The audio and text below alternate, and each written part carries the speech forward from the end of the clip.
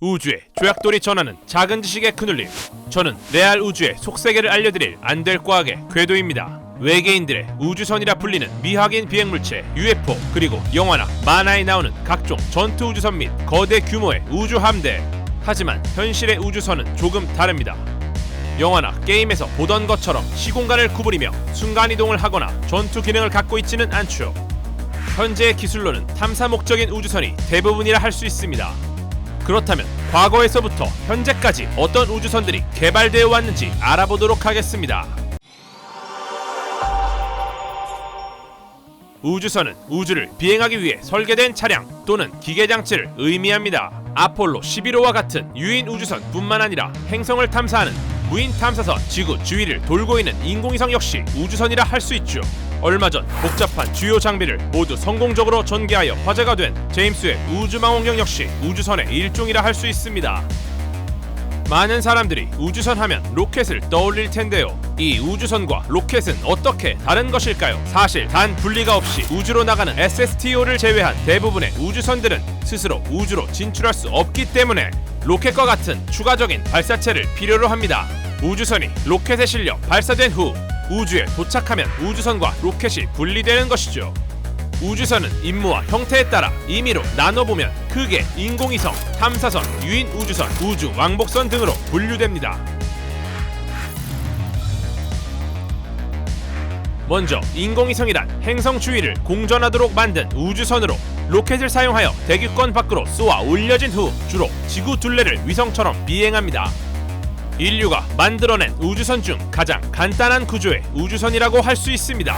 심지어 크기 10cm, 무게 1kg 내외의 초소형 큐브 위성도 존재하죠. 세계 최초의 우주선 역시 1957년 소련이 쏘아올린 스푸트니크 1호 인공위성입니다. 달이나 금성 주위를 공전하는 위성도 있지만 현재 발사되는 대부분의 인공위성은 지구 주위를 돌고 있으며 통신, 해양 및 기상 관측, 군사, 정찰 등 목적에 따라 다양한 역할을 수행하고 있습니다. 이 인공위성들은 지구 주변을 도는 것이 목적이기 때문에 몸통 주변에 날개처럼 펼쳐진 태양 전지판을 활용하여 가까이에 있는 태양 에너지를 활용한다는 특징이 있죠. 일반적으로 지구 밖의 다른 천체를 탐사하기 위해 심우주를 비행하는 탐사선들은 아직 넘어야 할 장벽이 많은 유인 탐사선보다는 무인 탐사선의 형태가 많습니다. 인간이 탑승하지 않고 우주 탐사라는 유일한 목적을 가지고 있기 때문에 우주선 중 가장 빠르고 멀리 나갈 수 있는 효율적인 기술들의 집합체라 할 수 있죠. 2018년 태양을 향해 발사된 파커 태양 탐사선은 태양 전지판이 녹지 않도록 뒤로 접혀 적은 부분만 노출되도록 조심하며 2021년 11월 기준으로 초속 163km, 시속 58만 6,000km라는 인류가 만든 구조물 중 가장 빠른 속도의 우주선이라는 기록을 세우기도 했습니다.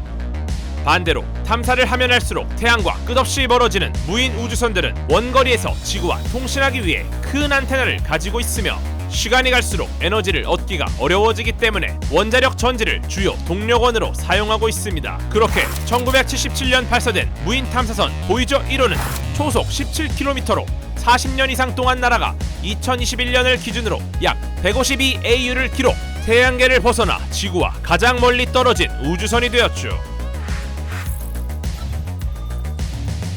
우주선 중 가장 특별한 우주선이라 할 수 있는 유인 우주선은 말 그대로 사람이 탑승하는 아주 매력적인 우주선입니다. 1961년 러시아의 우주비행사 유리 가가린을 태우고 지구 일주에 성공한 최초의 유인 탐사선 보스토크 1호.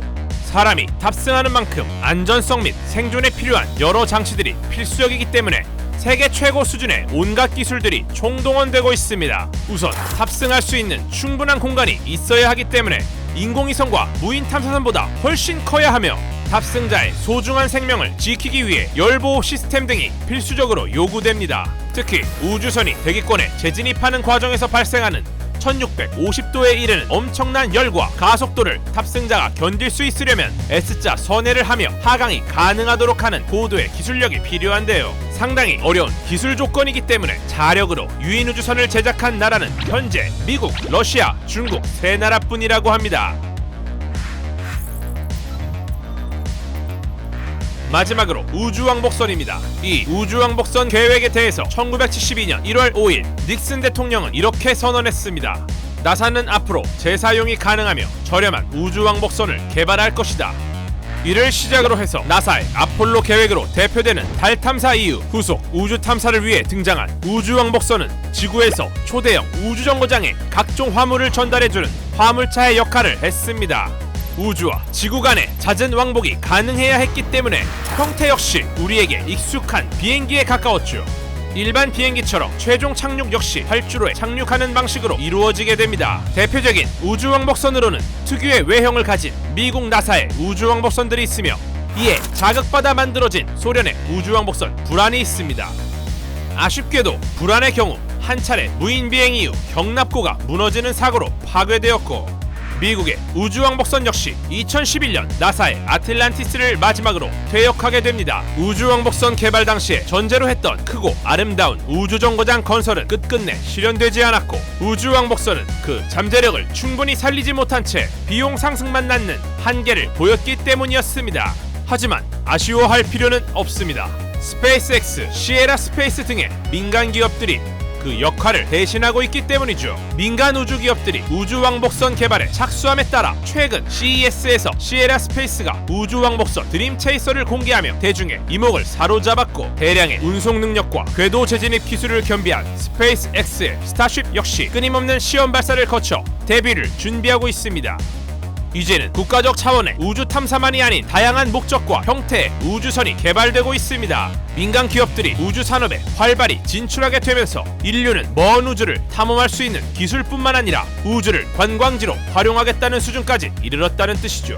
과거 동경의 대상이었던 우주는 이제 한층 인류와 가까워졌고, 비행기가 아니라 우주선을 타고 관광을 다니는 시대가 온다면 TV에서만 보던 그 거대한 우주선의 모습을 탑승장에서 여권을 들고 두 눈으로 직접 볼 수 있는 시대가 다가올지도 모릅니다.